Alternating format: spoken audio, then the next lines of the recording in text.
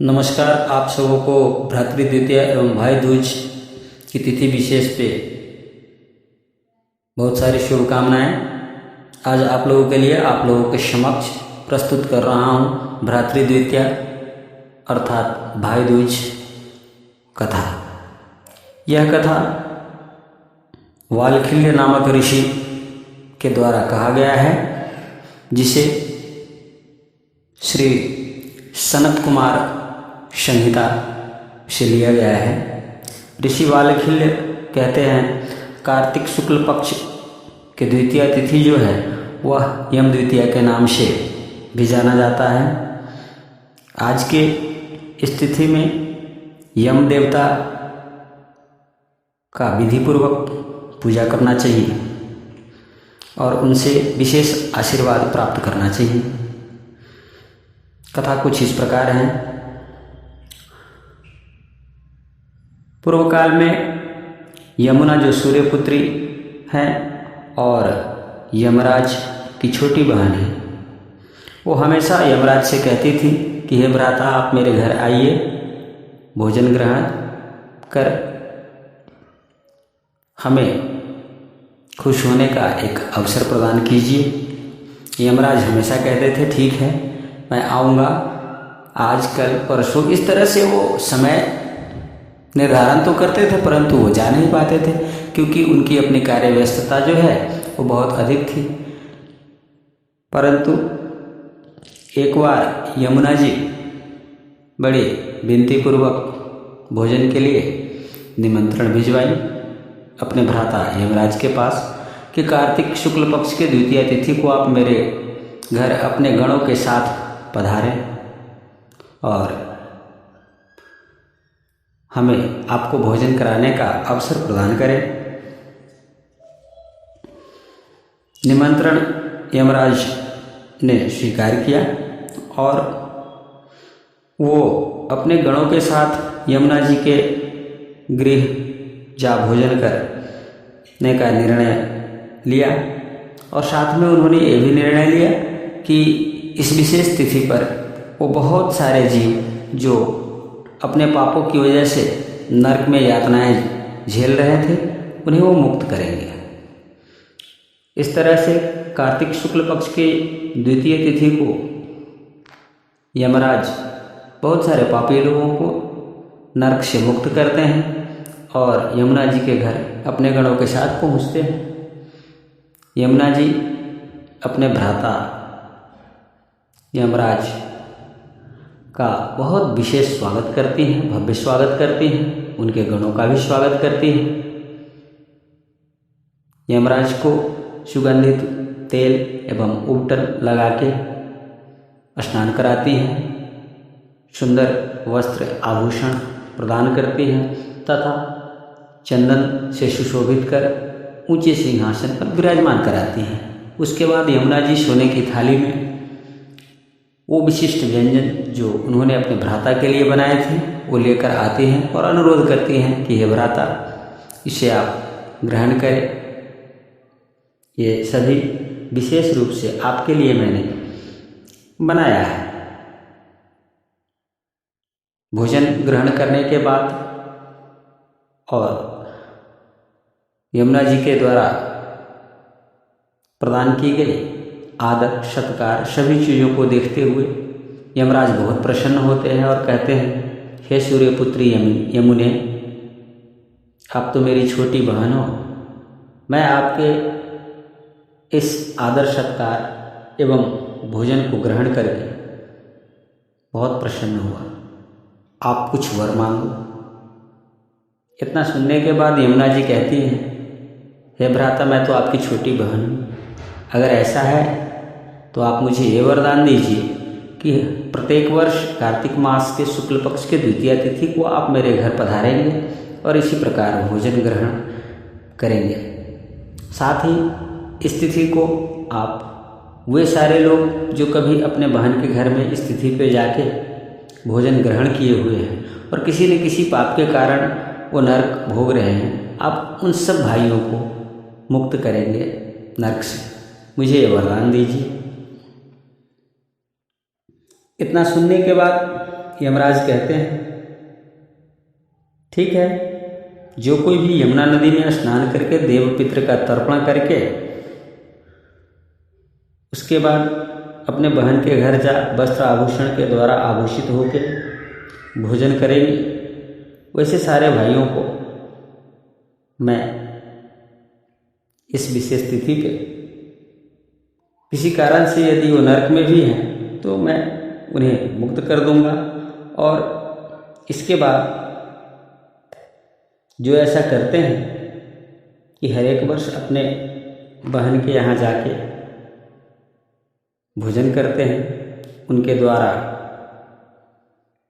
प्रदान किए गए आदर सत्कार को स्वीकार करते हैं, वैसे भाइयों को कभी भी यमपुरी का मुंह नहीं देखना पड़ेगा,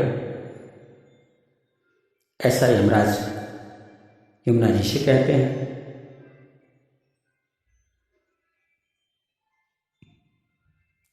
काशी में वीरेश्वर से ईशान कोण में यम घाट है, जहाँ लोग आज भी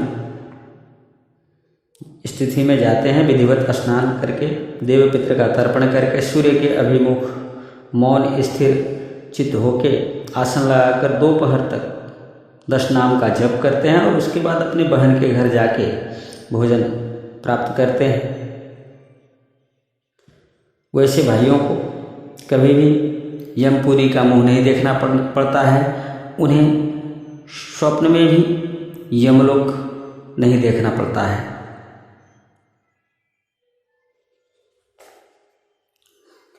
यदि कोई राजाज्ञा से कारावास में हो तो यह राजा का धर्म बनता है कि वैसे लोगों को स्थिति पे मुक्त करे और उसे अपने बहन के घर जाके बहन का आदर सत्कार एवं उसके द्वारा प्रदत्त भोज्य सामग्री ग्रहण करने का अवसर प्रदान करे।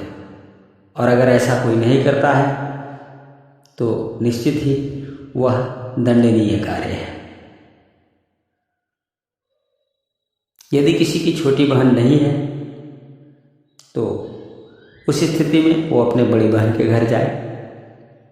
बड़ी बहन भी अगर अपनी नहीं है तो अपने विभिन्न नाते रिश्ते में वो जाए जहाँ बहन है, जैसे चचेरी बहन के घर जा सकते हैं, फुफेरी बहन के घर जा सकते हैं, ममेरी बहन यानी मामा की बेटी के घर जा सकते हैं, मौसेरी बहन यानी मौसी की बेटी के घर जा सकते हैं। और अगर ऐसा नहीं है तो आपने जिस किसी को भी बहन बनाया है उसके पास जा सकते हैं, वहाँ जाइए, भोजन ग्रहण कीजिए, उनके द्वारा आदर सत्कार जो प्राप्त होता है उसे स्वीकार कीजिए और प्रसन्न होइए। अगर ऐसा भी नहीं है तो उस स्थिति में वह व्यक्ति गाय को बहन बना सकता है, वृक्ष को बहन बना सकता है, नदियों को बहन बना सकता है, वृक्ष के नीचे बैठ के भोजन करे, उससे भी यम देवता की विशेष कृपा प्राप्त होती है और चिरकाल तक जीने का अवसर मिलता है, आरोग्य की प्राप्ति होती है।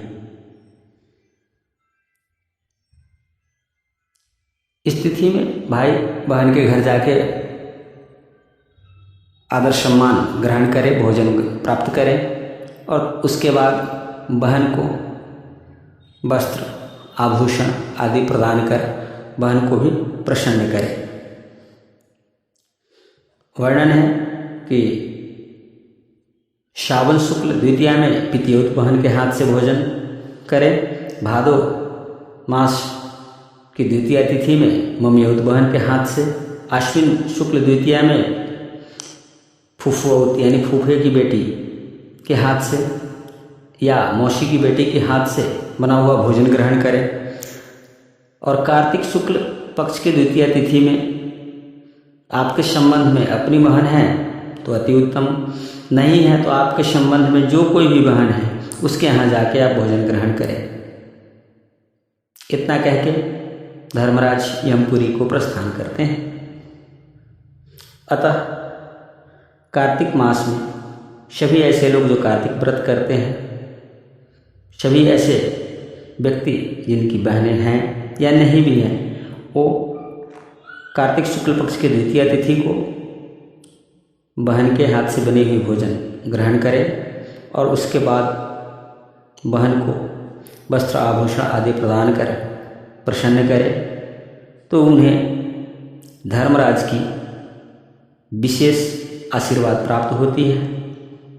वो चिरकाल तक अपने जीवन को जीते हैं। उन्हें स्वप्न में भी यमपुरी का दर्शन नहीं होता, इसमें कोई संदेह नहीं है। यदि जो कोई भी ऐसा है कि कार्तिक शुक्ल पक्ष द्वितीया को अपने बहन के घर नहीं जाके अपने घर भोजन करता है तो उनके पुण्य फल नष्ट होते हैं। इसलिए इस तिथि को अपने बहन के घर जाना चाहिए।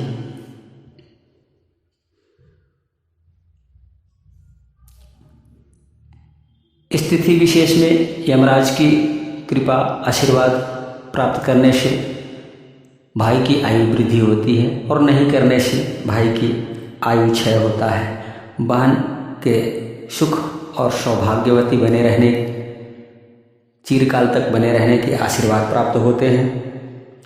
चूँकि ये भाई को भोजन करा के प्रसन्न करने का प्रावधान है इस विशेष दिन में, इसलिए यदि द्वितीया तिथि अपराह्न के बाद उपलब्ध हो तो अपराह्न के बाद ही भाई को भोजन कराएं और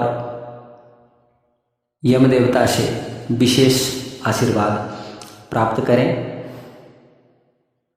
किसी कारणवश जो लोग रोग आदि कारावास या प्रवास में हैं, इस कारण से अपने बहन के घर नहीं पहुंच सकते हैं, वैसे लोग इस कथा मात्र को श्रवण करके भी धर्मराज यमराज यम देवता से विशेष आशीर्वाद प्राप्त कर चिर आयु प्राप्त करते हैं। इस प्रकार श्री सनत कुमार संहिता से लिया गया भ्रातृ द्वितीया कथा समाप्त होता है। एक बार पुनः सभी भाई बहनों एवं अन्य श्रोता गणों को भी भ्रातृ द्वितीया भाई दूज की विशेष शुभकामनाएं। धन्यवाद।